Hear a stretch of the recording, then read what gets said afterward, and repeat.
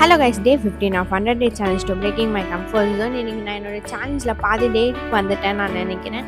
இது வரைக்கும் உருப்படியாக எதுவும் பண்ணலன்னு நினச்சிட்டு இருந்தப்போ தான் நான் என் எக்ஸாம்ஸில் ஆல் கிளியர் பண்ணி செம்ம ஹாப்பியாக இருக்கேன். இந்த மாதம், அதாவது ஏப்ரல் மாதம் ஒரு எக்ஸாம் இருக்குது, ஒரு 5 சப்ஜெக்ட். அதை முடிச்சிட்டேன்னா என்னுடைய ஃபைனல் எக்ஸாம். நான் தான் என்னுடைய ஃபேமிலியில் ஃபஸ்ட் கிராஜுவேஷனாக இருப்பேன். அது ரொம்ப ஹாப்பியாக இருக்குது அந்த டே வர்றதுக்காக.